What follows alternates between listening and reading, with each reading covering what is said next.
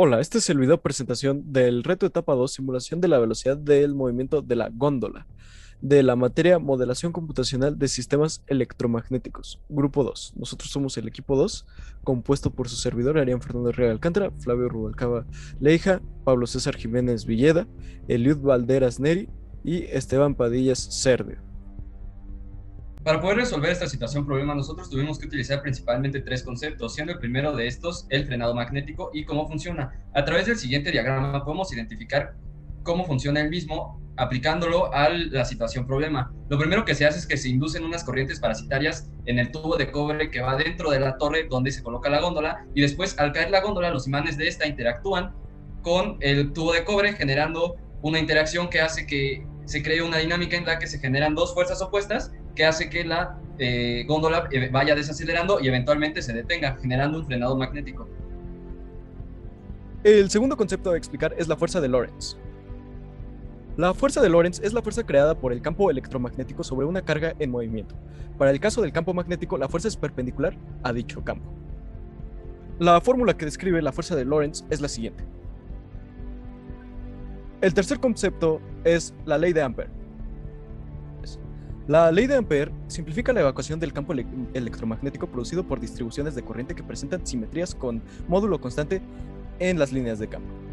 Se expresa según la relación que indica que la circulación del campo magnético B, producido por una espira de corriente, a lo largo de una curva C concatenada con la espira, es μ veces la corriente de la espira. A tal curva se le denomina curva de Ampère o curva amperiana.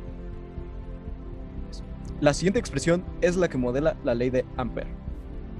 Y por último, el cuarto concepto es la ley de Biot-Savart.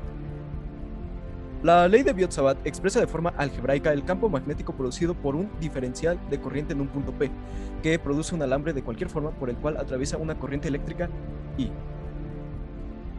Como hemos analizado a lo largo de todo este curso, hay diferentes métodos numéricos que nos permiten acercarnos a una raíz tomando en cuenta diferentes funciones. Sin embargo, podemos saber que una de las ventajas del método de Runge-Kutta es que nos permite tener un menor rango de error, que evidentemente nosotros lo vamos a poner, pero también tenemos que tomar en cuenta que debemos definir diferentes iteraciones como es en todos los métodos numéricos.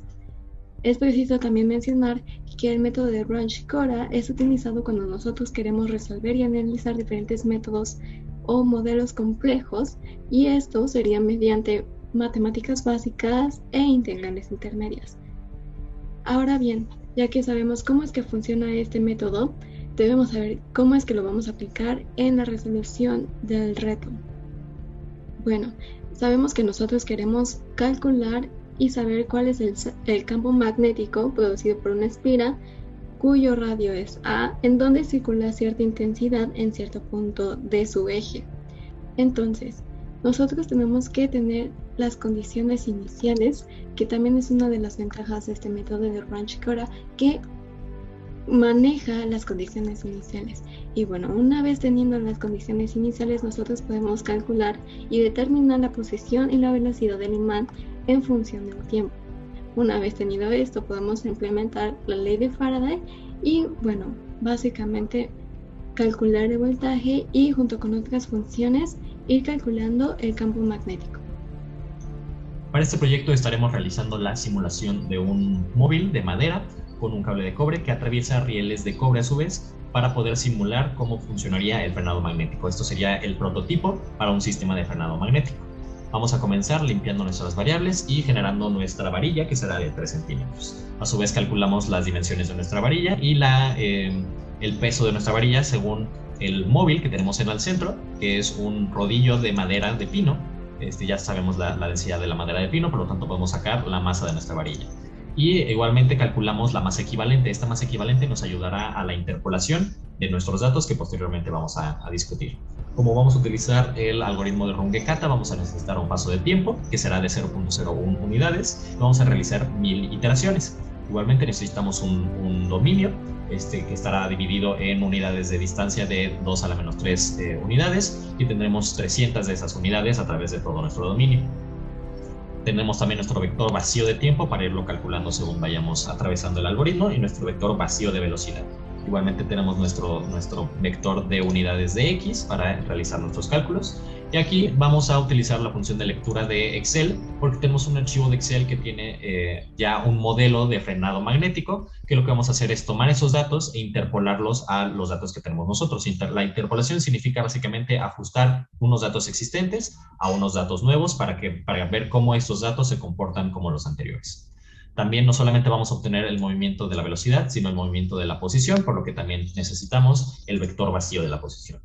Comenzamos con el algoritmo de Runge-Kata. La forma en la que esto funciona es vamos a utilizar un Runge-Kata de orden 4 y vamos a repetir los mismos pasos tanto para velocidad como para la posición.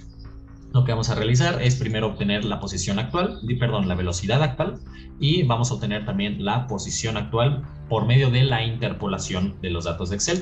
Según el método de Runge-Kata, lo que tenemos que hacer es a una posición local sumarle la posición actual más la velocidad calculada por la derivada de tiempo entre 2, y a la velocidad agarramos la velocidad actual, le sumamos la interpolación de los datos por la derivada entre 2. Eso lo repetimos una segunda vez, una tercera vez, o esta vez tomando los datos anteriormente calculados, y para la cuarta vez ya obtenemos el resultado final, que es para la posición, es la posición actual más la primera posición calculada que calculamos aquí,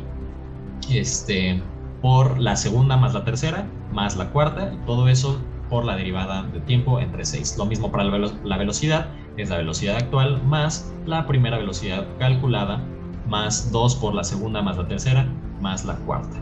Eso por la derivada de tiempo entre 6, y por supuesto al final movemos nuestro tiempo una unidad hacia adelante. Ya que terminamos nuestro algoritmo, rompemos el for loop y nos salimos para ya tener nuestros datos, que los podemos observar aquí.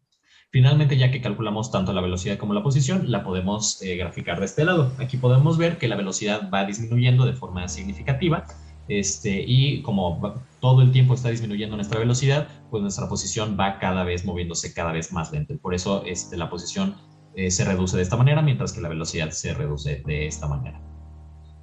Aquí podemos ver que llega un punto donde la velocidad ya es constante, tiene un valor constante negativo, y podemos ver más o menos que en ese punto nuestra velocidad se mueve de forma lineal. Antes de eso es más o menos una curva que está controlada por esta curva de velocidad de este lado. Entonces más o menos aquí en el segundo 0.027 más o menos, 0.27 más bien, ya llegamos a una velocidad constante, y por lo tanto el decremento de nuestra posición es igual, de forma lineal.